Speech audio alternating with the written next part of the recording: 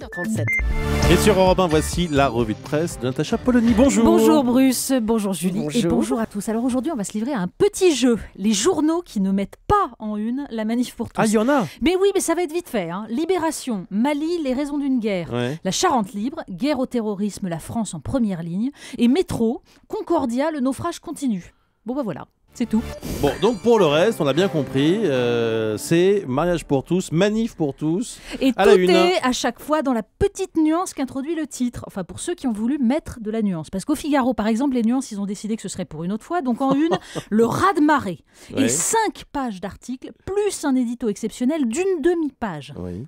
Ailleurs, on reconnaît plutôt la réussite de la manifestation. Sud-Ouest, les Antilles ont tenu leur pari. PA et RIS. Bien joué. Il y a ceux qui reprennent les messages de la gauche sur la manifestation de l'Église, l'Alliance des droites, la dépêche du midi, la grand-messe de la droite. Et puis, il y a ceux qui anticipent la suite. Le Parisien, ils ont dit non, et après 20 minutes, une opposition unie, mais stérile, ce qui est un comble pour le thème de la manif. Bon, le constat est simple, il s'est passé quelque chose. Jacques Camus dans La République du Centre. La manif d'hier n'aurait pas eu cette ampleur si elle n'avait été que le fruit d'un endoctrinement de lobbies répondant à d'autres lobbies. Bon, les autres éditorialistes sont lucides, et d'abord sur les motivations du président, Bruno Dive dans Sud-Ouest. Tout indique que pour Hollande, comme pour une partie de la gauche, ce mariage pour tous relève du mauvais moment à passer, au pire d'une potion qu'il faut ingurgiter pour respecter une promesse électorale. Mais bon, tout le monde sait très bien que la loi Taubira passera sans problème, surtout maintenant que la procréation médicalement assistée a été découplée. Et dans le Figaro, Martine Pérez rappelle que sur cette question qui est celle qui fait réellement problème, le gouvernement s'est gardé de demander l'avis du Comité consultatif national d'éthique, qui est pourtant le premier concerné. Parce que ces avis précédents laissent deviner quelle serait la réponse. Et heureusement, le comité Bon Camarade ne s'est pas auto-saisi du sujet comme il a l'habitude de le faire.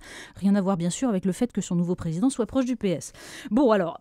Donc, reste à savoir quel sera le sort du texte sur la famille promis par François Hollande à ceux qui réclament déjà d'aller plus loin. Mais alors, je peux vous dire que le président, pour l'instant, aurait tort de gâcher trop vite sa belle stature toute neuve, parce que c'est ça aujourd'hui le thème du jour. Alors, le week-end a été compliqué, on le sait, pour le président de la République. On en parlait tout à l'heure avec Caroline Roux à 7h40 sur Europe 1. Il y a quand même une petite éclaircie, non ? Mais oui, c'est ce que je vous disais, c'est une bonne nouvelle pour François Hollande. Alors, ça surprend au début, je vous avoue, on n'est pas habitué, mais je vous jure que c'est vrai. La plupart des éditos nous disent que nous avons un président, qu'il est déterminé, volontaire et qu'il réussit ce qu'il entreprend. C'est fou.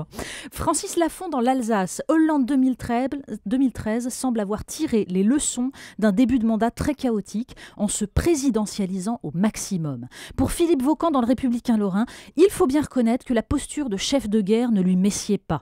Alors on ajoute à ça le satisfecit sur les négociations pour l'emploi dans les Échos et même dans le Figaro où Raymond Soubi, ancien conseiller de Nicolas Sarkozy, salue l'accord. Et puis des articles dans les Échos et Le Monde pour nous dire que la presse étrangère est aux anges. Week-end de rêve pour l'exécutif.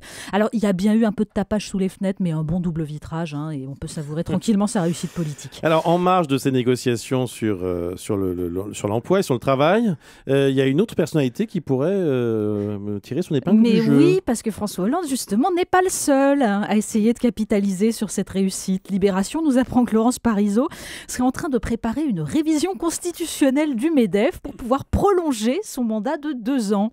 Voilà, c'est sorti du chapeau. Parisot, la sécurisation du pouvoir. Ça, c'est le titre de Libé. Ouais. Et alors, pour être sûr que ça marche, Laurence Parisot aurait placé des hommes à elle dans toutes les instances. Le Parisien nous apprend que ses opposants au MEDEF la surnomment Poutine. Preuve que le MEDEF est une grande démocratie, finalement, comme disait l'autre. À l'étranger. Eh bien, à l'étranger, Le Monde et les Échos reviennent sur une information publiée dans la revue Science. Les enfants uniques chinois auraient une tendance marquée à la dépression, au repli sur soi, qui briderait la créativité.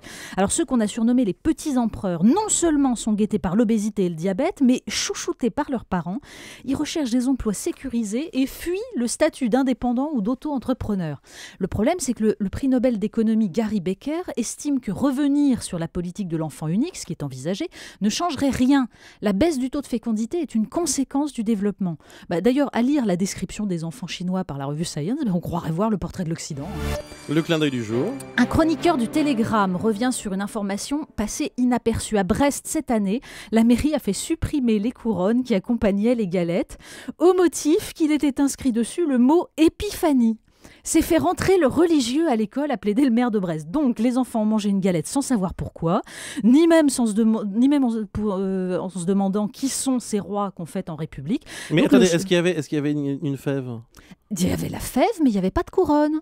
Voilà. Ah, Non, mais ça c'est sert à rien, ahurissant, alors. ça s'appelle le choix de l'ignorance. D'accord. Alors si la laïcité, ça consiste à laisser la culture et la mémoire aux religieux, à mon avis, la prochaine manifestation sociétale, elle devrait avoir encore plus de succès. Merci Natacha Polony. À suivre, Nicolas Canteloup sur Europe 1.